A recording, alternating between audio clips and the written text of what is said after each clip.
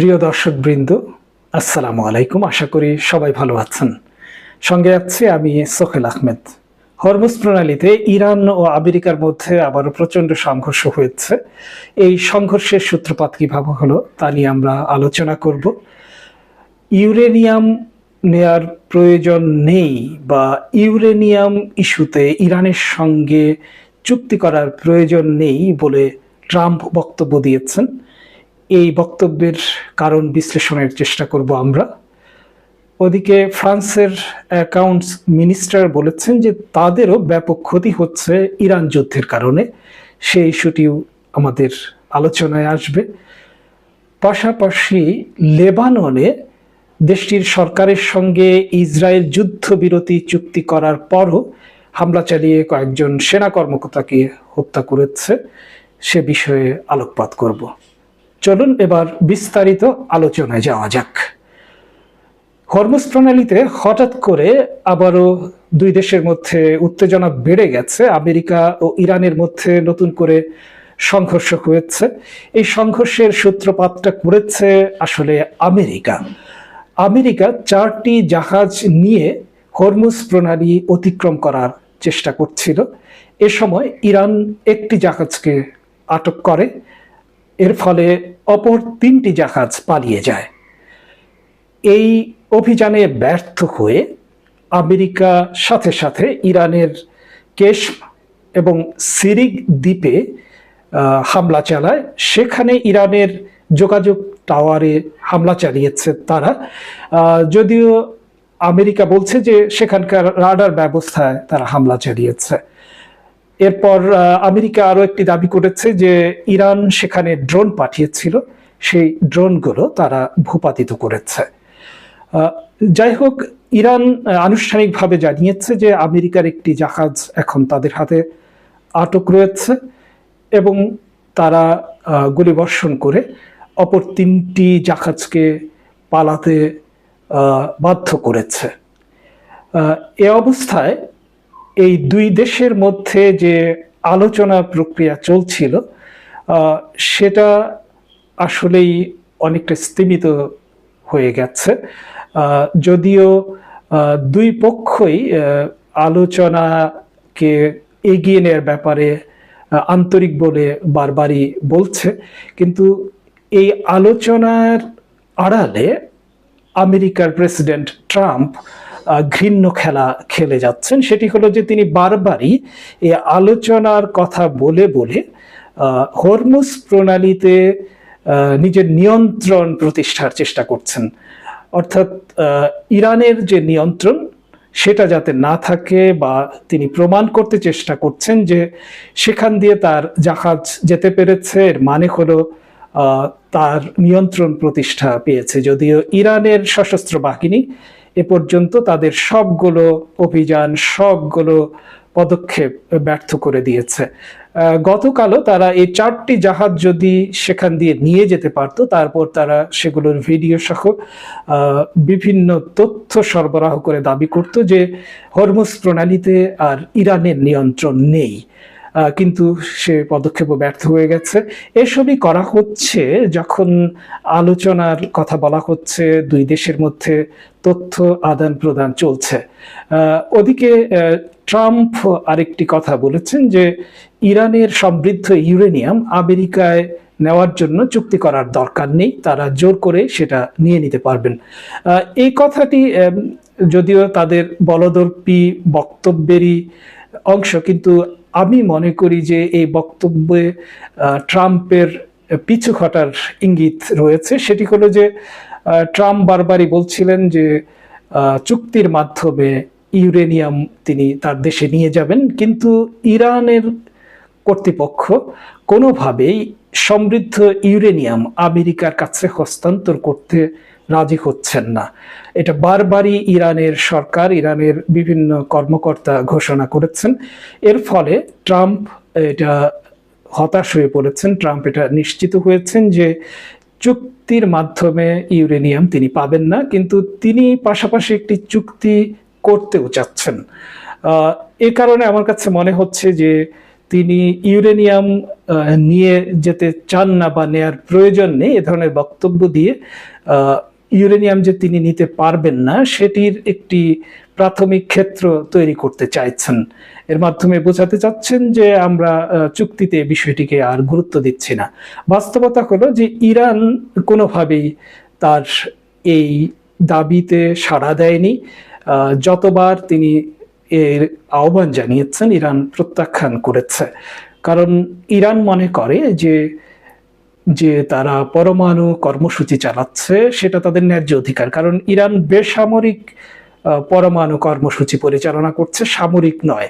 Iran যেটা করছে সেটা আন্তর্জাতিক আণবিক শক্তি সংস্থা বা আইএই এর অনুমোদিত, এবং তারা যেসব কর্মসূচিকে, যেসব প্রকল্পকে বেসামরিক এবং বৈধ বলে স্বীকৃতি দেয় ইরান কেবল সেগুলোই করছে। এর বাইরে কোনো প্রজেক্ট কিন্তু ইরান পরিচালনা করে না, এবং আইএই এর তত্ত্বাবধানেই এসব হচ্ছে। তারা কৃষি খাতে পরমাণু প্রযুক্তিকে কাজে লাগাচ্ছে, তারা চিকিৎসা খাতে পরমাণু প্রযুক্তিকে কাজে লাগাচ্ছে, তারা বিদ্যুৎ উৎপাদনে পরমাণু প্রযুক্তি কাজে লাগাচ্ছে, যেটা সব দেশই করতে পারে। আমরা দেখছি যে আমাদের বাংলাদেশও পরমাণু বিদ্যুৎ কেন্দ্র তৈরি করেছে, সেখানে পরমাণু প্রযুক্তি ব্যবহার করে বিদ্যুৎ উৎপাদনের প্রকল্প এগিয়ে চলেছে, যেটা সব দেশের জন্যই জরুরি, এবং বিশ্বের বহু দেশ এখন পরমাণু প্রযুক্তি ব্যবহার করে বিদ্যুৎ উৎপাদন করে। এর ফলে ইরান বলছে যে ইউরেনিয়াম যতটুকু সমৃদ্ধ করা হয়েছে সেটা বেসামরিক যে প্রকল্প, বেসামরিক যে বৈধ অধিকার সেটার ভেতরে রয়েছে, তা তারা লঙ্ঘন করেনি। যাই হোক, ট্রাম্প এ ধরনের বক্তব্য দিয়ে আত্মতুষ্টি লাভের চেষ্টা করেন। আসলে তাকে তো সারা বিশ্বের মানুষ চিনে গেছে, তার যে বক্তব্য সেগুলোর কোনো আসলে ভিত্তি নেই। তিনি আজ এক কথা বলেন, আগামীকাল তা পরিবর্তন করে অন্য কথা বলেন।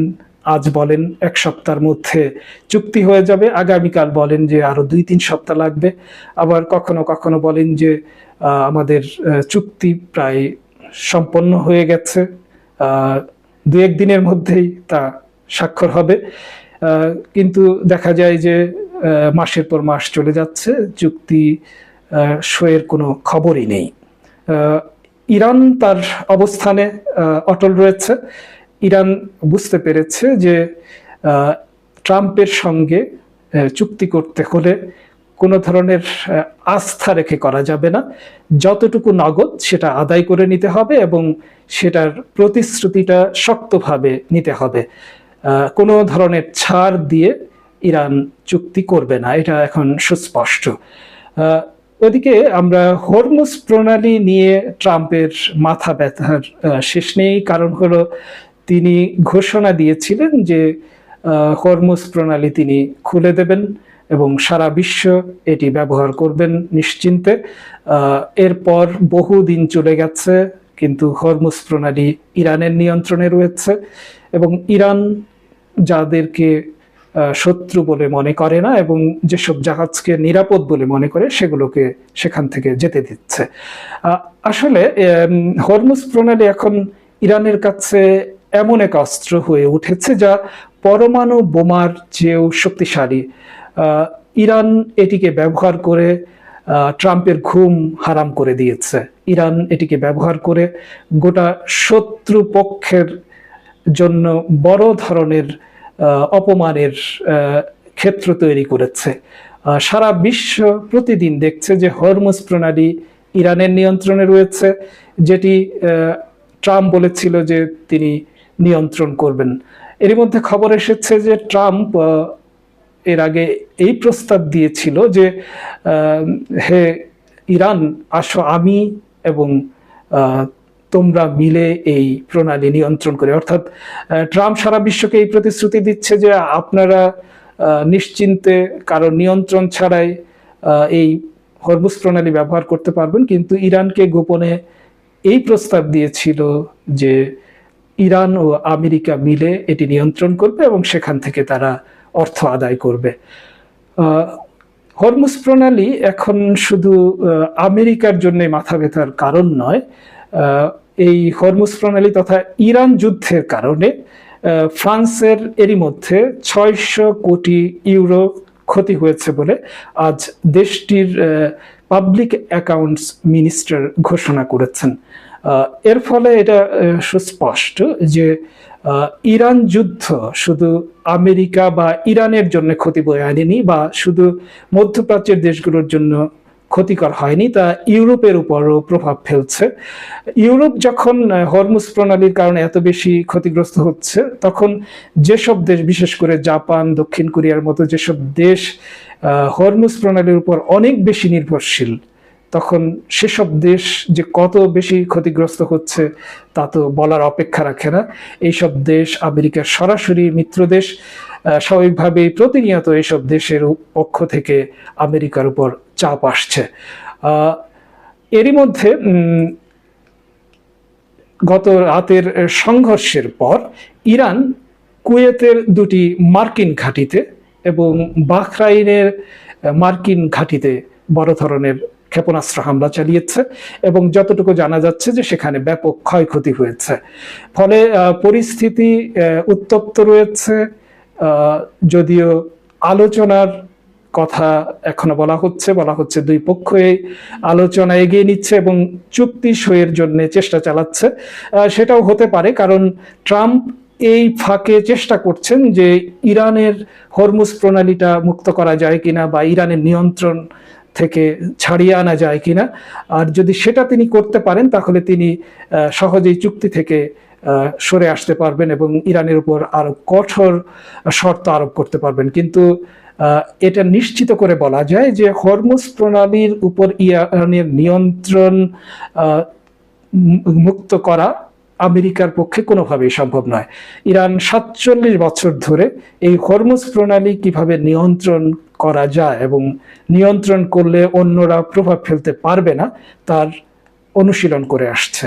আমরা দেখেছি প্রতি বছর ইরান হরমুজ প্রণালীতে সামরিক মহড়া চালায় এবং এই প্রণালী কিভাবে নিয়ন্ত্রণ করা যায় তা নিয়ে কাজ করে, এবং এর আগে বহুবার আমরা এই ধরনের মহড়া দেখেছি।